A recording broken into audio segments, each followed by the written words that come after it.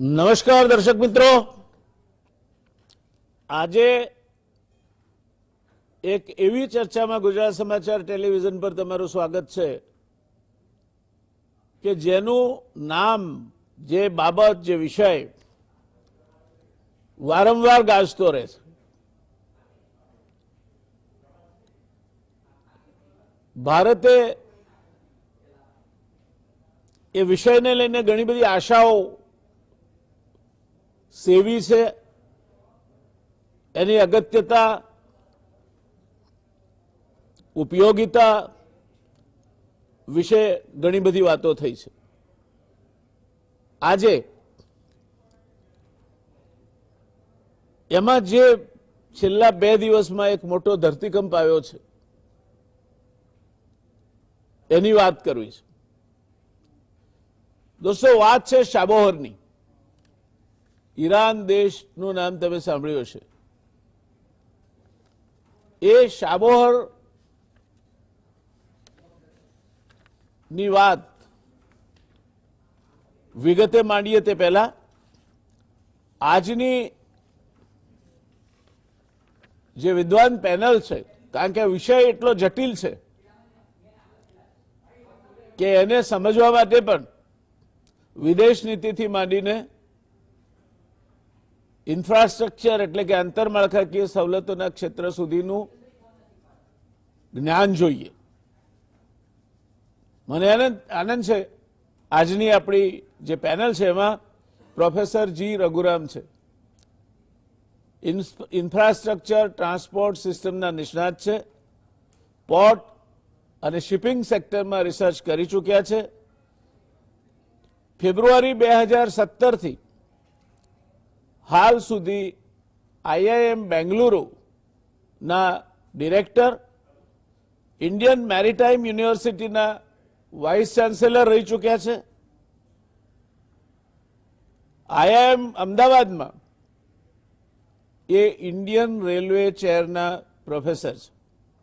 America, Canada, Yugoslavia, Japan સહિતના દેશોની યુનિવર્સિટીમાં રઘુરામજી ભણાવી ચૂક્યા છે. ડોક્ટર કેતનભાઈ શુક્લા, મને નથી લાગતું કે હવે ગુજરાત સમાચાર ટેલિવિઝનના દર્શક મિત્રોને કેતનભાઈની કોઈ વિધિવત અથવા ઔપચારિક ઓળખાણ આપવી પડે. 1986ની બેચના ઇન્ડિયન ફોરેસ્ટ સર્વિસના અધિકારી, એમ્બેસેડર ડોક્ટર કેતનભાઈ વિશ્વના રાજનીતિના પ્રવાહો અંગે ખૂબ ઊંડું જ્ઞાન ધરાવે છે અને એક અચ્છા અભ્યાસી છે. નેવી કોમોડોર ઉત્પલભાઈ વોરા, ગુજરાતીઓને ગૌરવ થાય એવું એક નામ, કારણ કે આપણા ગુજરાતીઓમાંથી નેવી, એરફોર્સ, ભૂમિદળ બહુ ઓછા માણસો જાય છે અને તેમાં પણ કોમોડોર જેવા ઉચ્ચ હોદ્દા પર ખૂબ ઓછા લોકો પહોંચી શકે છે જે ગુજરાતના હોય. ઉત્પલભાઈએ આપણને ગૌરવ અપાયું છે. આજે જે ચર્ચા કરવાની છે એની રાજનીતિક અસરો, એની ઇન્ફ્રાસ્ટ્રક્ચર પ્રોજેક્ટ તરીકેની અસર અને એના જે બીજા ફોલઆઉટ ઇફેક્ટ્સ જેને કહેવાય, સુરક્ષાથી માંડીને અન્ય ક્ષેત્રે, એ અંગેની વાત કરવાની છે. એ પહેલા થોડી પૂર્વ ભૂમિકા આપી દઉં કે આ આખો ચર્ચાના મુદ્દાઓ શું છે. શાહબાર બંદર સીમાન અને બલુચિસ્તાન પ્રાંતના મકરાન કાંઠે ઓમાનના અખાતની બાજુમાં આવેલું એકમાત્ર ઈરાની બંદર છે જેનું હિન્દ મહાસાગર સાથે સીધું જોડાણ છે. અફઘાનિસ્તાન, તુર્કમેનિસ્તાન, ઉઝબેકિસ્તાન વગેરે મધ્ય એશિયન દેશોની નજીક હોવાને કારણે તેને આ જમીનથી બંધ દેશનો ગોલ્ડન ગેટ કહેવામાં આવે છે. દાખલ થવું હોય તો આ એક જ બંદર છે જ્યાંથી દાખલ થઈ શકાય. શાહબારમાં હાલમાં 2 બંદરો છે. એક છે શહીદ કલાંતરી પોર્ટ અને બીજું છે શહીદ બહેશ્તી પોર્ટ. આ બંને પોર્ટમાં 5 બર્થ છે। ઈરાને ભારત સાથે આ પોર્ટના વિકાસ માટે કરારો કર્યા હતા, ઘણી બધી જાહેરાતો થઈ હતી। એની વિગતો ઉપર એક નજર નાખી લઈએ। મે 2016માં વડાપ્રધાન નરેન્દ્ર મોદી તેહરાનની મુલાકાતે ગયા ત્યારે ઈરાનના પ્રમુખ હસન રૂહાની અફઘાન પ્રમુખ ગાની સાથે શાહબારના વિકાસ, ઉપયોગ અને રેલ લાઇન ડેવલપમેન્ટ કરવા અંગેના ત્રિપક્ષીય કરાર થયા હતા। આ કરારના મુખ્ય મુદ્દા એ હતા 10 વર્ષની લીઝ ઉપર ડેવલપમેન્ટ અને ઓપરેશનના 2 terminal, 5 berth, free trade zone તેમજ શાહબાર અને ઝાયદાન વચ્ચે 328 કિલોમીટરની રેલવે લાઇન જે અફઘાનિસ્તાનમાં થઈને પસાર થાય છે, 1.6 અબજ ડોલરના ખર્ચે એ બાંધવાનો નિર્ણય કરાયો હતો। ભારતે શાહબાર પોર્ટ ખૂબ જ ઝડપથી વિકસાવાય, જેને પગલે અફઘાનમાં 2018માં 2.5 મિલિયન ટન ઘઉં અને અન્ય કૃષિ ઉત્પાદનો આ પોર્ટ મારફત મોકલાયા હતા। એટલે એને ધીરે ધીરે ઓપરેશનલ કામ કરતું કરવાની શરૂઆત પણ ભારતે કરી છે। અમેરિકાએ ઈરાન પર આર્થિક પ્રતિબંધો લાદ્યા એ આપણને સૌને સુવિદિત છે। ત્યારે પણ ભારત માટે શાહબાર પોર્ટનું વ્યૂહાત્મક મહત્વ સમજીને અમેરિકાએ આ પોર્ટના વિકાસ ઉપયોગ પૂરતી ભારતને લેખિત છૂટ આપી હતી। જવાહરલાલ નહેરુ પોર્ટ ટ્રસ્ટ અને ડીપીટી શાહબાર બંદરે 85 મિલિયન ડોલરના ખર્ચે સંયુક્ત રીતે 640 મીટરના 2 container berth, 3 multi cargo berth develop કરી રહ્યા છે। આયરન ઓર, ખાંડ, ચોખાની આયાતમાં આ પોર્ટ ભારત માટે ખૂબ ઉપયોગી છે। આવું પોર્ટ જેના માટે ખૂબ આશાઓ સેવાઈ હતી। વચ્ચે થોડા સમય પહેલા રાજ્યકક્ષાના મંત્રી અને જે આ બંદરોનો સ્વતંત્ર હવાલો ધરાવે છે એ માનનીય શ્રી મનસુખભાઈ માંડવિયાએ પણ આ બાબતે કેટલીક જાહેરાતો કરી હતી। તો પછી એકાએક શું થયું? ભારતના હાથમાંથી રેલવેનો પ્રોજેક્ટ સરકી કેમ ગયો? મહદઅંશે એના 3 કારણો આપવામાં આવે છે। જે 328 કિલોમીટરની રેલવે લાઇન આપણે બાંધવાની હતી એના પ્રોજેક્ટ આપણી પાસેથી કેમ જતો રહ્યો? તો પહેલું, રેલવે લાઇનનું કામ જુદા જુદા કારણોસર શરૂ ન થઈ શક્યું। બીજું, ઈરાન તરફથી કોન્ટ્રાક્ટમાં બદલાવ, ઈરાનની કંપનીને કોન્ટ્રાક્ટ આપવાનું વલણ અને ભારત તરફથી જવાબ આપવામાં વિલંબને કારણે ઈરાને આ રેલવે લાઇનનું કામ પોતાના હાથમાં લઈ લીધું। ઉપરાંત અમેરિકા તરફથી પેનલ્ટી લદાશે, કારણ કે અમેરિકાએ પ્રતિબંધો જાહેર કર્યા હતા ઈરાન ઉપર, એટલે પેનલ્ટી લદાશે તેવી બીક। આ 3 મુખ્ય કારણોના કારણે રેલવેની જે કામગીરી છે એમાંથી ભારતે છેવટે બહાર નીકળી જવું પડે તેવી પરિસ્થિતિનું નિર્માણ થયું છે। પરંતુ છેવટે ભારતે અમેરિકાને મનાવીને શાહબાર પોર્ટ અને રેલવે લાઇનના કામને મંજૂર કરવા માટેની વાત કરી છે। આમાં કેટલીક આંતરરાષ્ટ્રીય કંપનીઓ પણ જોડાવા તૈયાર થઈ, પરંતુ હવે ધ્યાનથી સાંભળજો દોસ્તો, પરંતુ ઈરાનના વિદેશ મંત્રી જ્યારે ભારત આવ્યા અને આ પ્રોજેક્ટ અંગે ચર્ચા કરી ત્યારે ઈરાને રેલવે ટ્રેકનો પ્રોજેક્ટ પોતાની રીતે કરશે તેવું કહી દીધું। અત્યારે રેલવે પ્રોજેક્ટ ઈરાન પોતે રોકાણ કરીને બનાવી રહ્યું છે, તેનું કામ ચાલુ છે। હવે નવો એક એમાં ખેલાડી આવે છે અને એ ખેલાડી છે એ ચીન, એ આ પ્રોજેક્ટમાં એન્ટર થાય છે। પ્રશ્ન એ થાય છે ચીને શું કરાર કર્યા છે? તો ઈરાન અને ચીન વચ્ચે એક મહત્વાકાંક્ષી ડીલ થઈ છે, જેના પર હવે સમગ્ર વિશ્વની નજર છે। બંને દેશો વચ્ચે થયેલી આ રાજનીતિક અને વ્યાપારી સમજૂતી આવનારા 25 વર્ષ સુધી અમલમાં રહેશે। આ સમજૂતી પછી ઈરાને શાહબાર રેલ પ્રોજેક્ટથી ભારતને અલગ કરી નાખ્યું છે। ચીન અને ઈરાન વચ્ચેની સમજૂતી પ્રમાણે ચીન ઈરાનના તેલ અને ગેસ ઉદ્યોગમાં 280 અબજ ડોલરનું રોકાણ કરશે। ચીની પક્ષ ઈરાનમાં ઉત્પાદન અને પરિવહનના આધારભૂત માળખાના વિકાસ માટે પણ 120 અબજ ડોલરનું રોકાણ કરશે। ઈરાન ચીનને આવતા 25 વર્ષ સુધી નિયમિત રીતે ખૂબ જ સસ્તા દરે કાચું તેલ અને ગેસ ઉપલબ્ધ કરાવશે।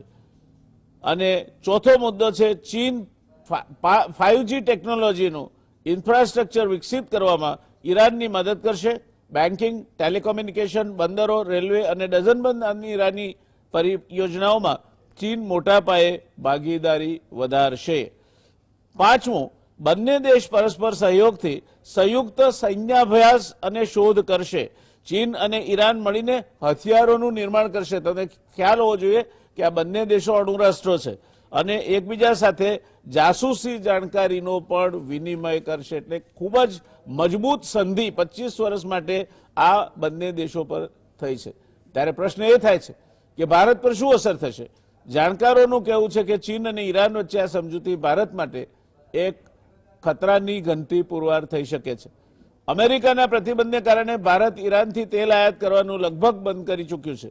જોકે કેટલાક વર્ષો પહેલા ભારત માટે ઈરાન તેલની આયાતનું એક મુખ્ય રાષ્ટ્ર હતું અને ઈરાન પાસેથી તેલ મંગાવવા પાછળ કેટલાક ફાયદાઓ પણ હતા.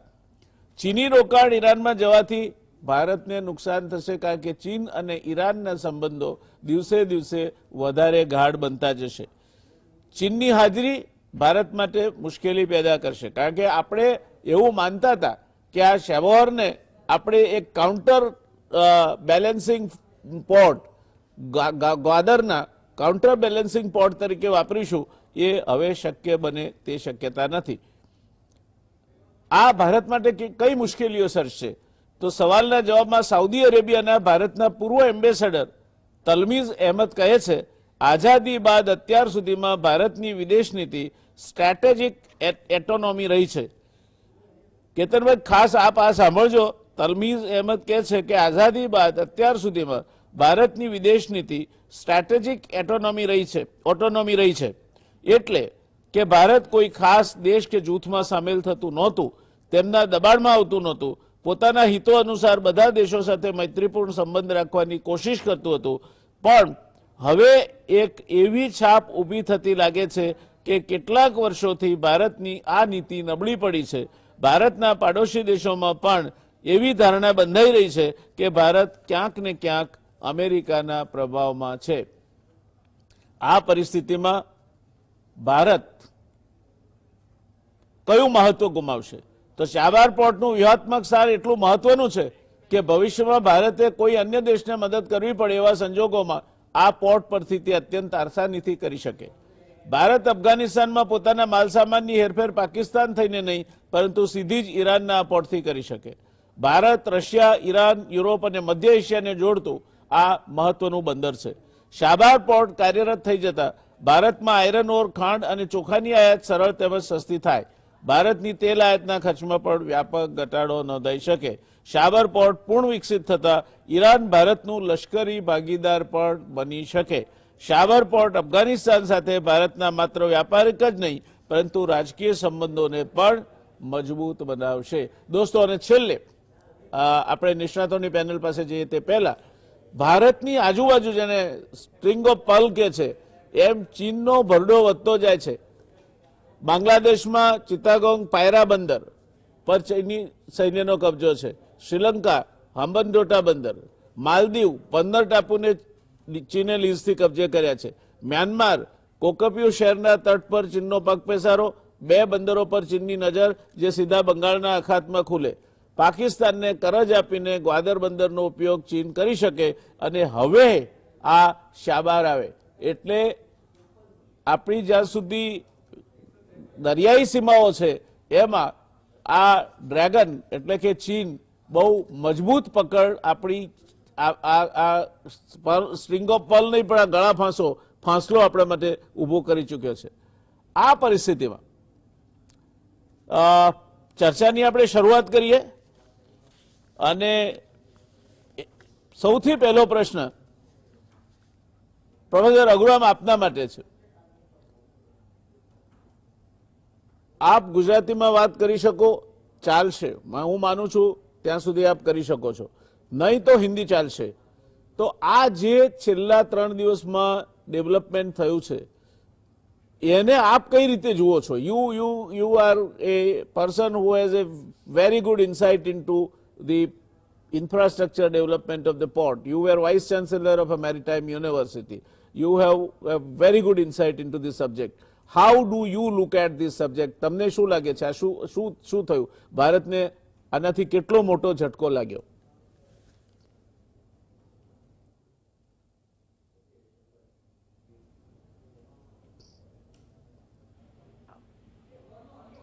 जी, हमारा इंफ्रास्ट्रक्चर डेवलपमेंट का एक बेनिफिट होना चाहिए कि हम विदेश का एक्सपीरियंस भी हमें मिले,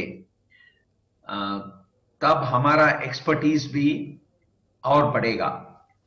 तो जैसे आप देखिए टेलीकॉम सेक्टर में, स्पेशली जब प्राइवेट सेक्टर आ गए तो वही प्राइवेट सेक्टर बाकी कंट्रीज में भी जाके बिड्स में वो काम कर रहे हैं, अफ्रीका में या मिडिल ईस्ट में। ऐसे पोर्ट्स में अब तक ज्यादा नहीं हुआ है।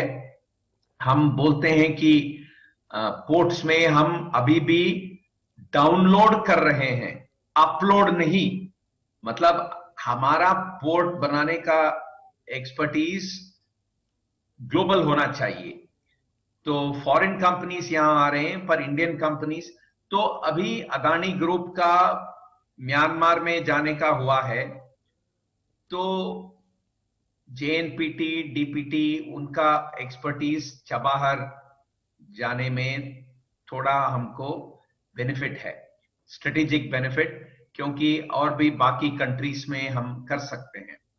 ऐसे ही वो रेलवे लाइन, इफ हमारे इंडियन एक्सपर्टीज वहां रेलवेज, मॉडर्न रेलवे बनाएंगे तो हमारे लिए अच्छा है, उसका स्ट्रेटेजिक वैल्यू है।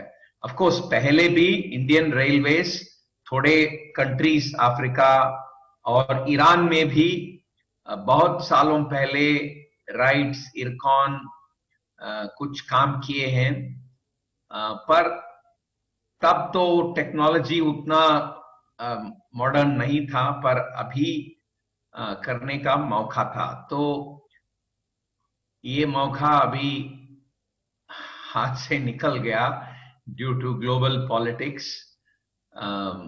आई थिंक इट्स अ बिट, ये अनफॉर्चुनेट है। और हमें ये रेलवे लाइन की वजह से इंफ्रास्ट्रक्चर एक्सपर्टीज भी मिल सकता था, वो तो मेरी व्यू है। पर उसके अलावा वो आयरन ओर माइंस और अफगानिस्तान को और सेंट्रल एशिया को भी हमें अपॉर्चुनिटी मिलता था कि हमने रेलवे लाइन बनाया। और तो अभी इसका असर चबाहर पोर्ट में भी क्या होगा, ये ग्लोबल पॉलिटिक्स का खेल जो हो रहा है वो तो मुश्किल है, और हमें देखना चाहिए कि हम उसको कैसे आगे बढ़ाएंगे। तो इंफ्रास्ट्रक्चर पर्सपेक्टिव से जो हमको एक्सपीरियंस और हमारे एक्सपर्टीज का टेस्ट हो सकता था, वो हाथ से निकल रहा है। धन्यवाद। आपकी बात से हम समझ सकते हैं कि एक अवसर था, जो जिस तरह का समझौता हुआ था ईरान के साथ, प्रधानमंत्री जी और अफगानिस्तान के मिस्टर गानी वगैरह ने इकट्ठा होकर, ये अब हमारे हाथ से निकल गया है। अब वहां चीन आके बैठ गया है। मैं इस मुद्दे पे उत्पल भाई आपके पास आना चाहूंगा। आप तो गुजराती छो, अंग्रेजी पर बहु फाकड़ू बोलो छो। आ जे थयुं अने चीननो जे नौका दल छे एनु भरडो अपनी आजूबाजू बांग्लादेश, श्रीलंका, मालदीव, म्यांमार अने पाकिस्तान अने हवे शाबोहर एटले ईरान, आज अपनी आजूबाजू आखू चीन जाने एक फांसलो लगाव्यो होय ते रीते गोठवाई गयो छे। आप कई रीते जुओ छो? आपे तो आ बाबतो बधी जमीन पर जोई छे, એટલે જમીન પર એટલે in the real sense in the navy, naval outfit, तो आप कई रीते जुओ छो? आपने ख्याल हशे के आ जातनी जे सिच्युएशन ઊભી થાય અથવા જો ઊભી કરવામાં આવે એની અંદર અને સ્પેશિયલી જ્યારે ચાઇના જેવો કન્ટ્રી અને ચાઇનાની લીડરશિપ ઇન્વોલ્વ હોય ત્યારે obviously it is a long term strategic objective એની અંદર જોડાયેલો હોય માટે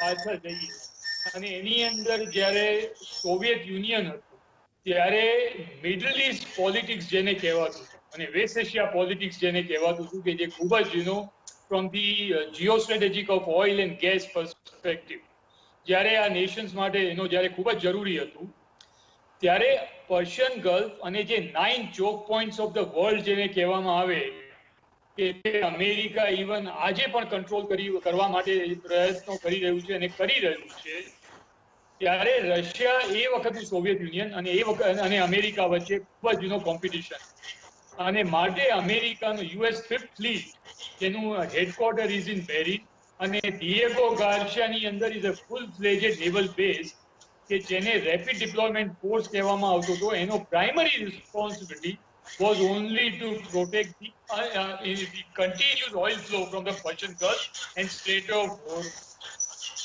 માટે એ વખતના જે સિચ્યુએશન જોઈએ તો ઈરાન અને ઇરાક વચ્ચે ઝઘડો કરાવનાર કોણ રશિયા અને અમેરિકા અને વર્ષો સુધી ત્યારે Saddam Hussein was in Iraq અને આયતુલ્લાહ અને શાહ ઓફ ઈરાન એ વખતે જ્યારે ઈરાનમાં હતા ત્યારે અમેરિકા ઈરાનને શસ્ત્રો આપે અને રશિયા એ ઇરાકને શસ્ત્રો આપે અને તે જણાને ઓઇલ રીચ કન્ટ્રીઝને લડાવી અને એમની આખી જે ઇકોનોમી હતી એ તોડી નાખી અને જે વેપન બેઝ ઇકોનોમી જે પૈસા મળ્યા એ અમેરિકા અને રશિયાએ પોતાની પાસે લઈ લીધા એ વખતનું Soviet union.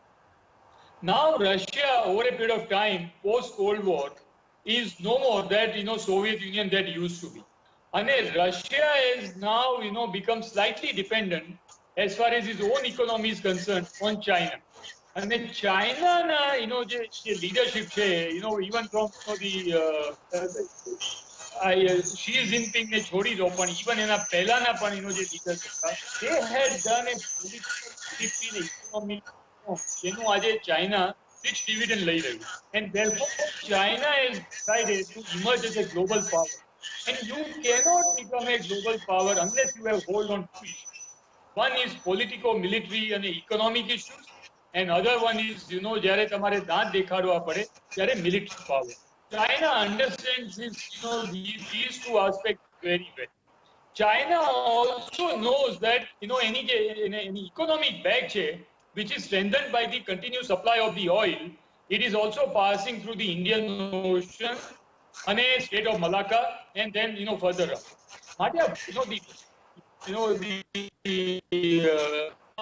One road initiative which he has done, it is an excellent idea or a masterstroke to come right up to Father. Now it is not a classified matter, everybody knows about it. The Chinese submarines have been berthed in Father. Father is operationalized and Father is virtually on the mouth of Persian Gulf and Strait of Hormuz. Therefore China gets advantage. One is that you control the mouth of the Persian Gulf and the entire oil inflow and outflow that passes through. And as we know that India's economy is virtually an oil-based economy.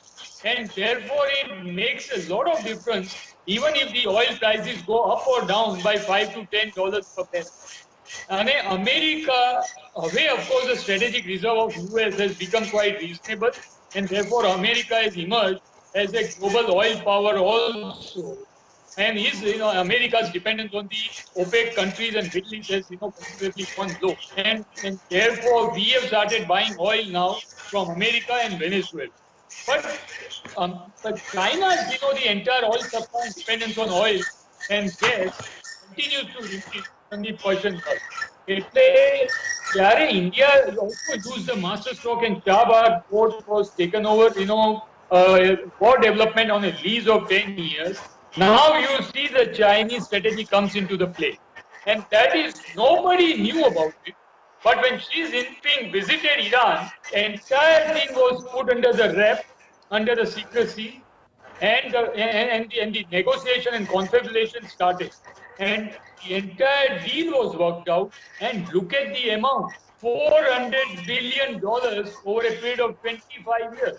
And in that, virtually you name a thing or a sector, that is covered. Therefore, it is not, only the Chabahar port or the railway line or a rail project leading up to, the Afghanistan and Turkmenistan in Central Asia, but is they are now virtually have, the entire, the country of Iran under the Chinese checkbook.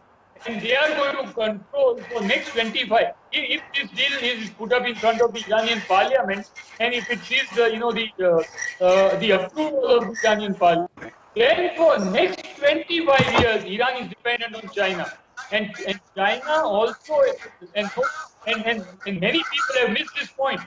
China will also get an opportunity to have military in Iran and give support to the Iran nuclear deal. US is backed up. So it's a very dangerous situation. Gwadar and Chabahar port are just 78 meters away. They have a Gwadar and one there is one the entire the corridor under on your side, and then Chabahar port and entire Iran is also on your side. Then China is emerging as a clear second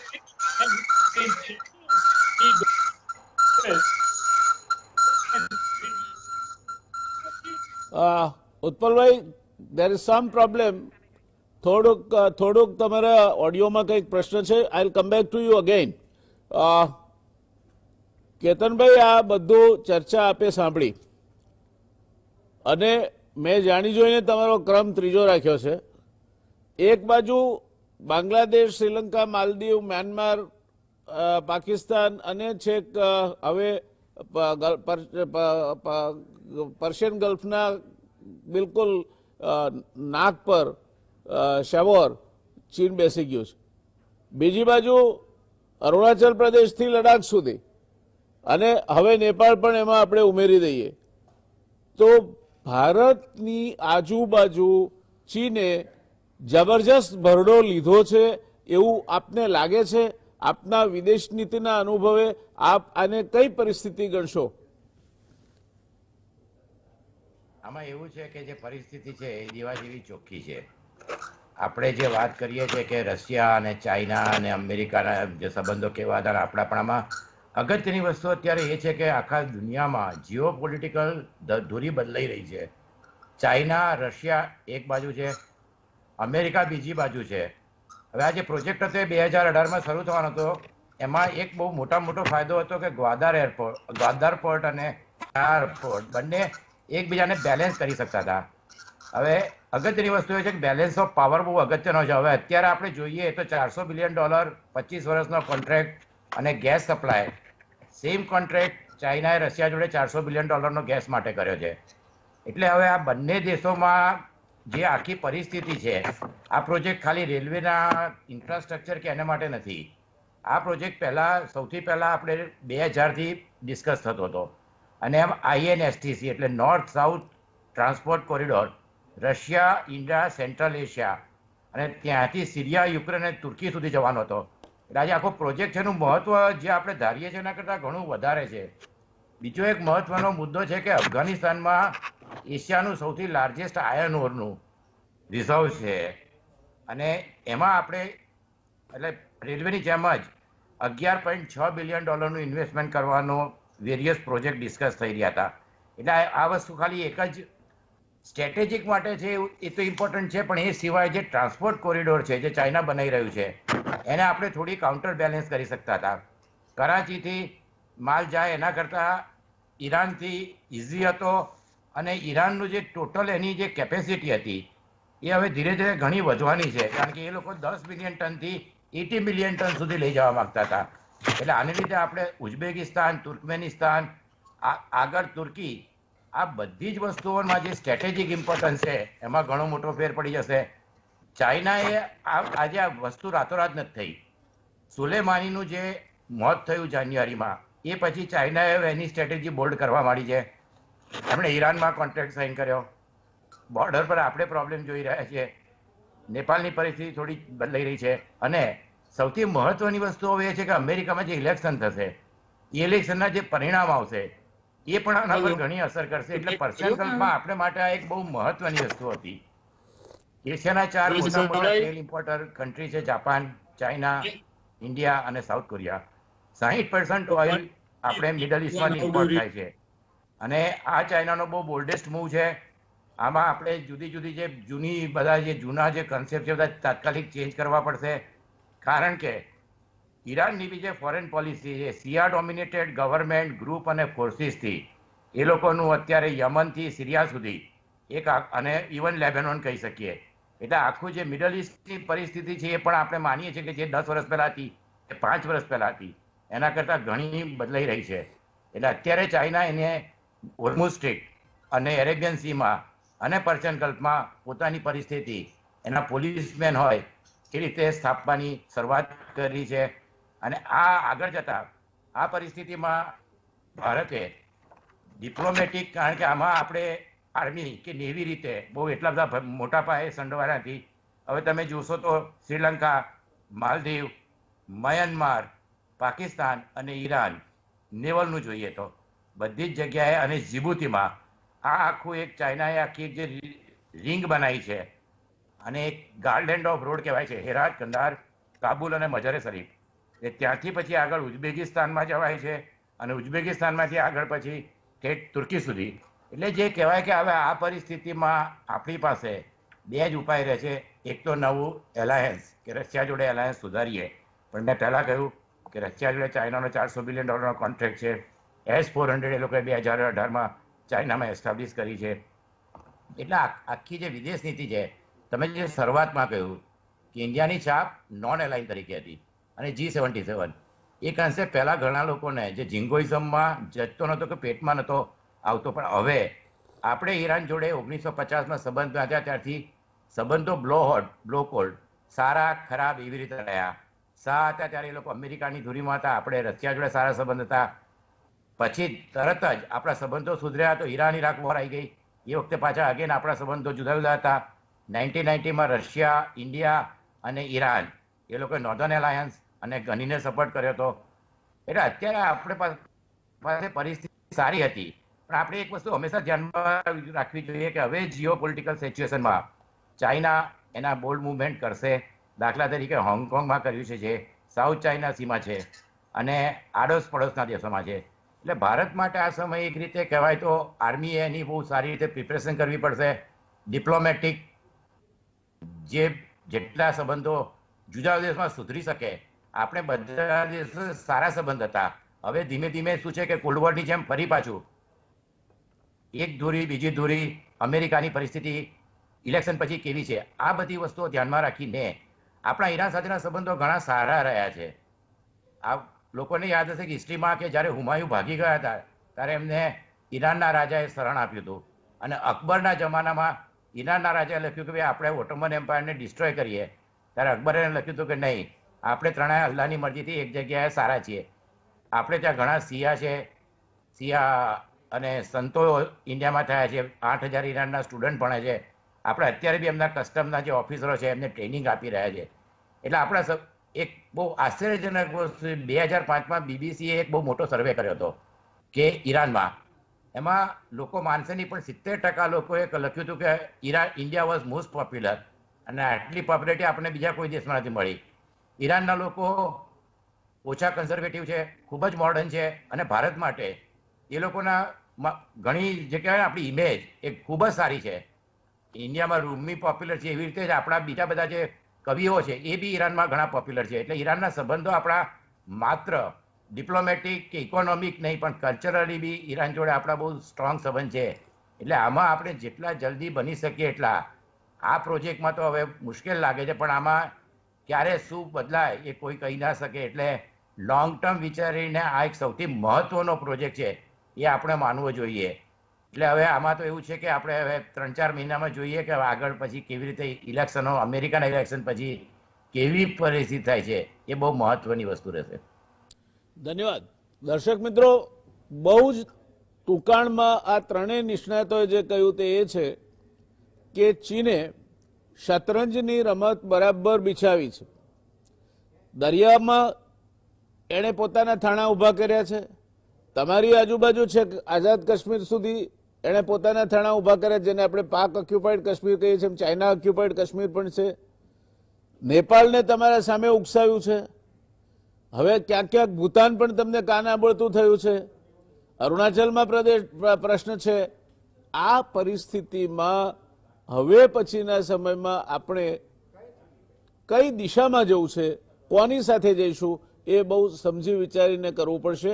બીજી એક વાત નીકળી કે ઈરાનના આ પ્રોજેક્ટમાં ભારત બહાર નીકળ્યું, ચીન અંદર ઘૂસ્યું. આ આપણે નોંધ લેવા પાત્ર બાબત છે. આપણને એક મોટો ફટકો આના કારણે પડ્યો છે.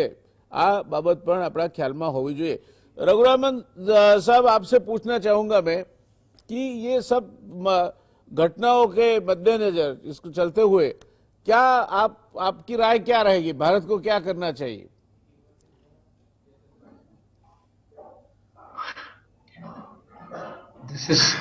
ये तो मुश्किल सिचुएशन है, क्योंकि ईरान और यूएस के बीच में सैंक्शंस हैं और हमको यूएस का सपोर्ट चाहिए, तो फिर ये ईरान में जाने का मुश्किल हो रहा है. और चाइना तो रेडी है. चाइना के लिए तो यूएस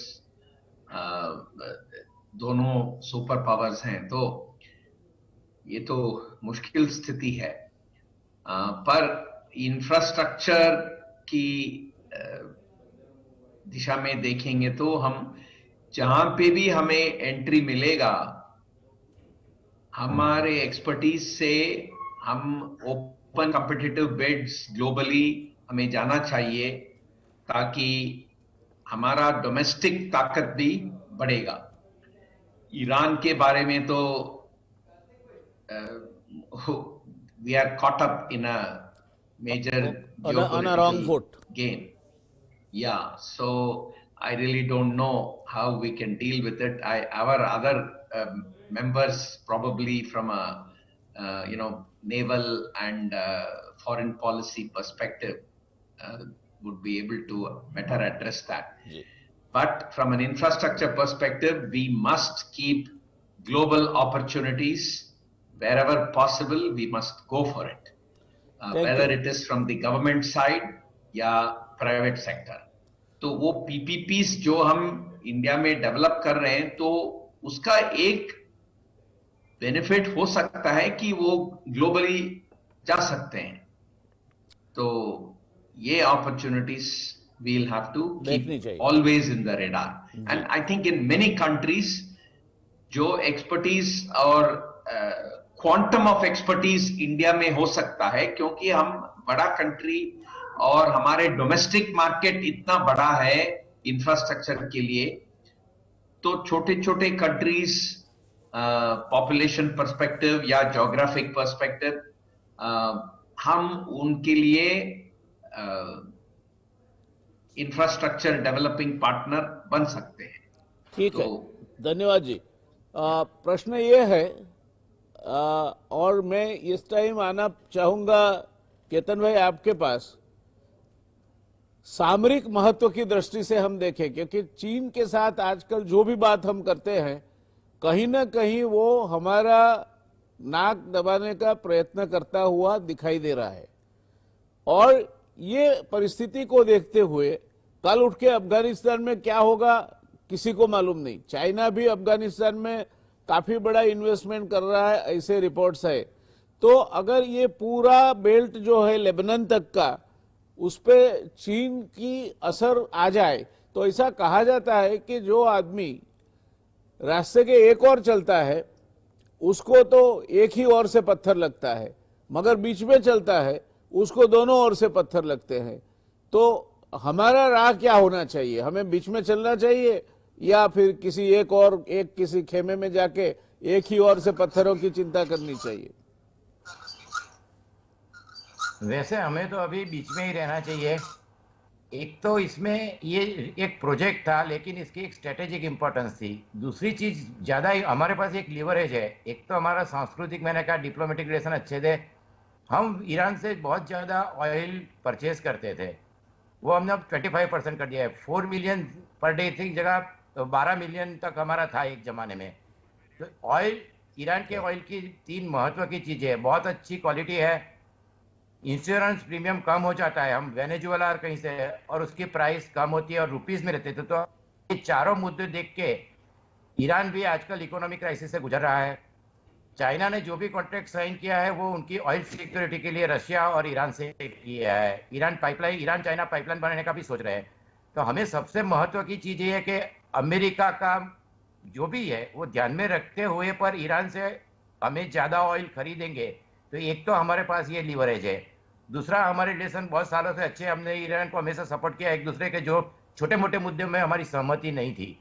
तो आ बधी वस्तुओने ध्याનમાં રાખીને આપણે અત્યારે તો આવતા 6 મહિના સુધી બે વસ્તુ મેં પહેલા ઘણીવાર કહી છે। એક તો ભારતે પોતાની ઇકોનોમી ખૂબ જ જલ્દી સુધારવી પડશે, આર્મીનું આપણું જે છે એ પણ સુધારવું પડશે, અને ત્રીજી વસ્તુ એ છે કે અત્યારે બધા આ સંજોગોમાં પરિસ્થિતિને પ્રેક્ટિકલ પ્રેગ્મેટિક આંખો ખુલ્લી રાખીને દૂરંદેશી વાપરીને જોવામાં, દરેક સંબંધને જોવામાં આવે એ બહુ જ મહત્વનું છે।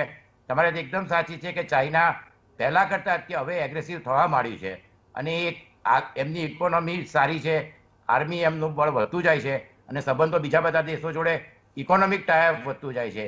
એટલે આવા સંજોગોમાં આપણે દૂરંદેશી વાપરીને જેમ બને એમ જલ્દી આ પરિસ્થિતિનો એક તોડતો કાઢવો જ પડશે। એ ડિપ્લોમેટિકલી અને હાયર લીડરશીપથી થઈ શકે એવું મારું માનવું છે। उत्पल भाई, खेद है हमें, आपकी लिंक बीच में कहीं कट गई थी। आपसे मैं स्पेसिफिक एक प्रश्न पूछना चाहूंगा कि ये जो भी बातें कही हमने आज तक, चीन कोई हमारा दोस्त तो अभी हो रहा ऐसा दिख नहीं रहा है, तो उसको मद्देनजर रखते हुए नौसेना का जो हाल है, इसके लिए ये ग्वादर के सामने काउंटर बैलेंसिंग शवार था, अब वो चला गया, तो इंस्टेड ऑफ काउंटर बैलेंसिंग वो तो उनकी मदद में आने जैसी परिस्थिति का निर्माण किया है। तो भारत का जहां तक नौसेना का सामरिक प्रभुत्व है, उस पे इसकी क्या असर हो सकती है? इसके ऊपर इसकी काफी असर हो सकती है, क्योंकि जितने भी ज्यादा naval basis in the area of interest और ऑपरेशनल एरिया के अंदर आपके पास अवेलेबल है, उतना आपको leverage and freedom of operation बहुत ज्यादा मिलता है। तो देयरफॉर अगर 4 बार पोर्ट होता तो बहुत ही बढ़िया रहता, बिकॉज वहां से ग्वादर पोर्ट और जो चाइना का ऑयल सप्लाई है उसके ऊपर डायरेक्टली निगरानी रखी जा सकती और चाइना को कंट्रोल भी किया जा सकता था to a large extent. But once, like I always say, that even if such kind of bases are not available, it is nothing to worry. Ultimately, if anyone is thinking a country like China, which is a nuclear neighbor, can be tackled with a particular alliance, it's an illusion. Ultimately, you have to have strength in your knees and in your spine. And therefore, અને આ એક વસ્તુ સમજવા જેવી છે કે Navy cannot be bought. Navy has to be built. And if Navy is to be built, your shipbuilding industry, your shipyards, they have to match up with the international norms and international standards. And therefore, such kind of warships building capability must definitely go up within the country. અને માટે જે જાતના modern warships, modern submarines, modern fire control systems, and all is a necessity. અને માટે જે આપણે અત્યારે જે રૂટ લીધો છે, that 60 to 65% of our dependence is on a Russian, the weaponry and naval assets, and we are now trying to diversify with the Americans also. So therefore, we have to run in, we have to go in between, and at the same time, indigenous capability આપણે એટલી વધારવી પડશે કે that our own, shipbuilding ability comes to a certain level and which is matchable with the world standard. જો આ જાતનું ના કરીએ તો આપણે આપણી નેવીને ultimately will not be able to give that kind of a teach which is required. અને હું હજી પણ કહું છું, અને આ વસ્તુ સમજવા જેવી છે, Chabahar port was not a project and it should not be misunderstood as one project. China is sitting in Iran for next 25 years. Therefore, not only India, America is also worried now, because America's entire source of, oil and various other, the influence on the Middle East country was only because of America's presence in Persian Gulf and Strait of Hormuz and its dominance over that area. મેં જેમ હમણાં જ તમને કહ્યું એ પ્રમાણે Diego ગાર્સિયાની અંદર rapid deployment ફોર્સનું primary responsibility and the mere existence was only to ensure the freedom of oil passing through the Strait of Hormuz. અને બેરિનની અંદર $1 billion વાપરીને જે હેડક્વાર્ટર બનાવ્યું છે, that is also for the safety of Middle East countries and oil. માટે now China is replacing Russia in the world power equation, and you cannot deny it. Therefore, America is also worried. New York Times has come out with a very detailed, analysis on this issue. Yes. માટે China જેવો country જ્યારે તમારી સાથે if is not on a good terms, and we call it a long-term enemy or adversary, it's a very serious issue. And therefore, our policy makers, people, those who are sitting in Ministry of External Affairs, and those who are strategic planners in Military Operation Directorate, including Navy and Air Force, will have to burn midnight oil to ensure that we checkmate China. But it's not going to be that simple. Because even as of today, Chinese economy is 5 times the size of Indian economy. And India's economy is not in a very good state as of now. Therefore, first we have to catch up, then we have to gallop, and third we have to overcome China. So it's a very, very tough demand. Okay. And it's not going to be that easy. Mate, and let's be very honest that, the kind of naval asset that you want to build, you need a large amount of, the naval budget or a military budget. We are, as of today, we are spending only 1.64% of the GDP, which is the lowest in last 10 to 15 years. It cannot happen. But if you want to increase, then your economy also has to substantially equally grow up, so that your comprehensive national power also increases. So unless the economy grows, the GDP can't grow. If the GDP does not grow, you can't allot that much of money to, naval, Air Force and the army budget, and therefore it's a Hobson's choice. Therefore, it's a very, very tough call, but I'm sure we have to, not give it up, and we have to continue with our effort. ઉત્પલભાઈ, બહુ સરસ analysis આપે કરી. ત્રણેય નિષ્ણાતોનો દર્શક મિત્રો એક બહુ સ્પષ્ટ અભિપ્રાય એમાંથી જે સપાટી પર આવ્યો છે એ આ શાબોહાર પોર્ટની આપણે ચિંતા કરીને એ કોઈ બંદરીય પ્રોજેક્ટ છે એ એટલા પૂરતું મર્યાદિત નહીં રહેવું જોઈએ. અત્યાર સુધી દુનિયામાં 2 જમાદાર હતા, એક રશિયા અને એક અમેરિકા. હવે એક નવા જમાદારનો ઉદય થઈ રહ્યો છે અને એણે છેક આ શાબોહાર થકી ઈરાન સુધી પોતાની પાંખ પસારી છે. આવનાર સમયની મહાસત્તા એ રશિયાને રિપ્લેસ કરીને રશિયાને બાજુ પર મૂકીને ચીન થવા જઈ રહી છે. આ બાબતો આપણને ખ્યાલ હોવી જોઈએ. આપણે નૌકાદળ બાબતમાં પણ ઉત્પલભાઈએ બહુ જ સાચી વાત કહી કે માંડ આપણે 1.6% જેટલું જીડીપી આના પાછળ ખર્ચીએ છીએ. ચીન દર 3 મહિને એક વોરશિપ બનાવે છે, એટલી એની ક્ષમતા છે, એટલા મોટા એના જહાજીવાળાઓ છે. ત્યારે આપણે જો વિશ્વમાં એક તાકતવર દેશ તરીકે ઉભા રહેવું હશે તો તમારી નૌકાદળની શક્તિને પણ વિસ્તારવી પડશે, કારણ કે તમે 3 બાજુ 3 મહાસાગરોથી ઘેરાયેલા છો અને ત્રણેય બાજુ બહુ મોટા મોટા મગરમચ્છો સાથે તમારે પરારો પાડવાનો છે. આ બાજુ હોર્મુઝ સ્ટ્રેટથી આવો, આ બાજુ મલાક્કા સ્ટ્રેટ જાઓ, ત્યાં સુધીમાં બધો દરિયો ને દરિયો જ છે.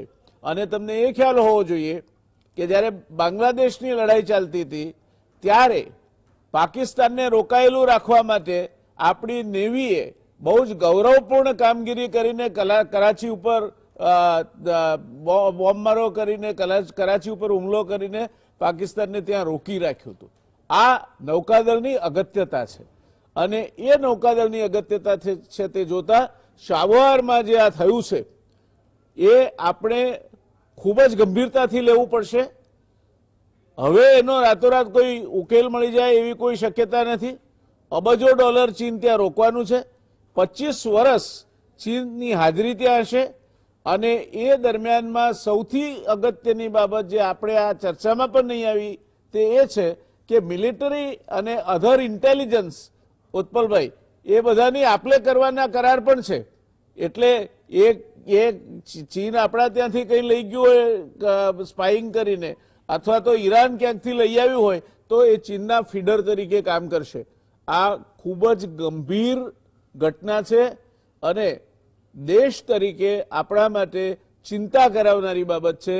એ વાત આપણને સમજાવવી જોઈએ. એટલે આ માત્ર ચાબોહરની રેલવે લાઇન તમારી પાસેથી લઈ લીધી છે, 300-350 કિલોમીટરની રેલવે લાઇન લઈ લીધી હોત તો એનાથી કંઈ ફરક નહોતો પડવાનો, પણ રશિયા સુધી જવા માટેનો, અફઘાનિસ્તાનને સપ્લાય કરવા માટેનો જે ગોલ્ડન ગેટ, એક માત્ર આ ચારે બાજુ જમીનોથી ઘેરાયેલા દેશોમાં દાખલ થવા માટેનો જે આ રસ્તો છે, એ રસ્તાના નાક ઉપર હવે ચીન આવીને બેસી ગયું છે. આ ખબર તમને હોવી જોઈએ. બીજું, ગ્વાદર પાકિસ્તાનનું પોર્ટ છે, ચીન સંપૂર્ણપણે ત્યાં છે. એટલે પહેલા આપણે ચાબોહરને એના વિકલ્પ તરીકે, આપણે જેમ શતરંજની રમતમાં શે આપવા માટે એક બાજુથી એક મૂવ થાય તો બીજી બાજુથી બીજી ચાલ કરીએ છીએ, તેમ આપણે આ ગ્વાદરના સામે ચાબોહર એ આપણી ચાલ હતી. એ ચાલમાં હવે સીધી માત આવી ગઈ છે આપણા ઉપર, કારણ કે ચીને ચૂપચાપ 25 વર્ષ માટે ત્યાં પગપેસારો કરી દીધો છે. ખૂબ જ ગંભીર ઘટના છે, ખૂબ જ ગંભીર બનાવ છે એ દેશ માટે કે જ્યાં એક બાજુ એના પાડોશીઓ એટલા બધા એની સાથે દોસ્તી નથી રાખતા, બીજી બાજુ ચીન એ ઉત્તર પૂર્વી સરહદો ઉપર કંઈકનો કંઈક કર્યા કરે છે. હજુ એણે કંઈ પોતાના બધા ફોર્સીસ પાછા બોલાવી લીધા છે એવું તો છે જ નહીં. અને લડાખ, પાક occupied Kashmir, China occupied Kashmir, Arunachal Pradesh, Nepal, આ બધા જે માથાના દુખાવા છે એ એક બાજુ, અને દરિયામાં માથાના દુખાવા આટલી બધી જગ્યાએ ઊભા કર્યા છે ચીને, એ બીજી બાજુ. દોસ્તો, ક્યાંક ને ક્યાંક વિદેશ નીતિની દ્રષ્ટિએ આપણે એવું આઉટ ઓફ બોક્સ સોલ્યુશન શોધવું પડશે કે જેના કારણે ભારત એ પોતાનું પ્રભુત્વ જાળવી રાખી શકે. એવી આજની ચર્ચાની જે વાત થઈ એનો સાર આ રીતે નીકળે છે. ત્રણેય આપણા નિષ્ણાતને 1-1 મિનિટ હું આપીશ.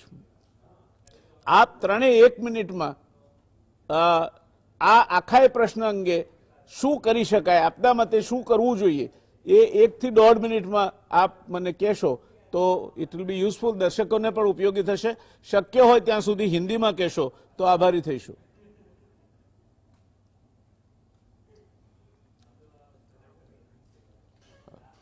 रघुराम साहब, आपसे शुरू करते हैं. क्विक राउंड, क्या करना चाहिए हमें? ईरान में हम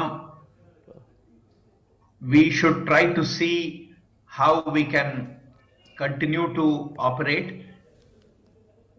because चाइना ईरान में आ रही है तो US could soften its stand and see that India still gets an opportunity, rather than because they have sanctions on Iran that they prevent India from or they are expecting India to go slow, because of which Iran has. So I think we should see that, and we should see this as a strategic opportunity in infrastructure development, including in Central Asia and other countries. Thank you ji.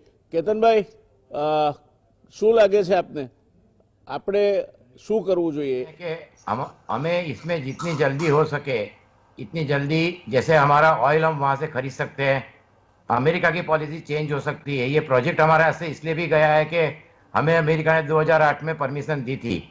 एक तो हमें जो भी project करना है बहुत जल्दी करना चाहिए, और दूसरा हमारी नेवल कैपेबिलिटी, हमारे 4 डॉकयार्ड है, मझगांव, गोवा, कलकत्ता एंड कोचीन, हमें अपने आप बनाना पड़ेगा 3-4 साल में अच्छी तरह बड़े युद्ध जहाज.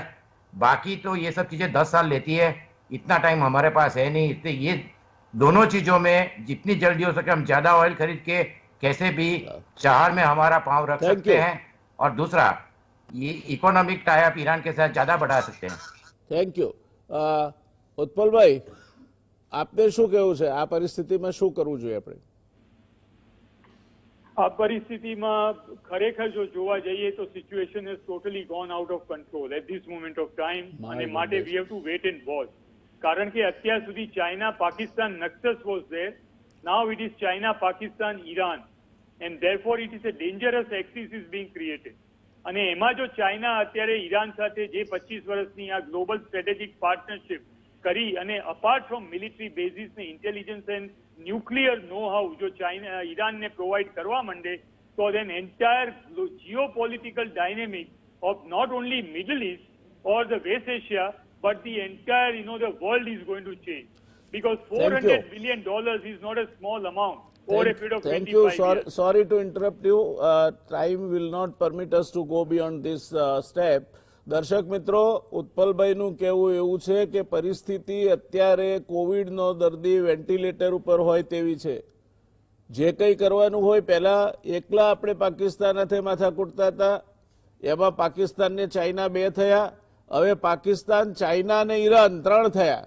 એટલે આપણા માથાનો દુખાવો આવનાર સમયમાં વધવાનો છે અને આપણી વિદેશ નીતિની, ચાણક્ય નીતિની મોટામાં મોટી તાત્કાલિક આપણે યુદ્ધ કરીને કશું કરી નાખીએ એ ક્ષમતા નેવી પાસે અત્યારે નથી. એને સમય લાગશે. આપણું સૈન્ય બહાદુર છે, પણ બહાદુર સૈન્યને તમે હથિયારો ના આપો તો શું કરે? એટલે આ પરિસ્થિતિમાં આવનાર સમયમાં કેટલા ઝડપથી તમે નિર્ણયો લો છો તેના ઉપર બધું આધારિત રહેશે. શાબોહાર એ નાનું પોર્ટ જતું રહ્યું છે કે રેલવે જતી રહી છે એવું નહીં. એક રાજનીતિ, જીઓપોલિટિકલ બેલેન્સ અને એના ઇક્વેશન્સની દ્રષ્ટિએ બહુ જ ગંભીર અને બહુ જ મોટો બનાવ આ દેશ માટે છે. એ વાત સાથે આજની ચર્ચાને વિરામ આપીશું. મળીશું આવતીકાલે ફરી પાછા એક નવા વિષય સાથે, નવી નિષ્ણાતોની પેનલ સાથે. ત્યાં સુધી શુભરાત્રી, શબ્બા ખેર, ટેક કેર.